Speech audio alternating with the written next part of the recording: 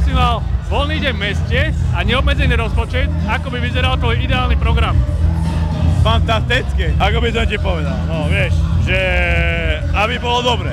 Tak ideálny program, ja sa rada kúpem, kúpaliska, plávanie, no a samozrejme zabava večer. By som išla nakúpiť do nejakých obchodov. Takže shopping. Hej. Aké aplikácie používaš vo svojom meste? Napríklad na cestovanie, možno mapy, na parkovanie, možno aké konkrétne? Facebook, Instagram a jedno s druhým. No tak Facebook, akože čo sa tam deje, mesto Zvolená, tak.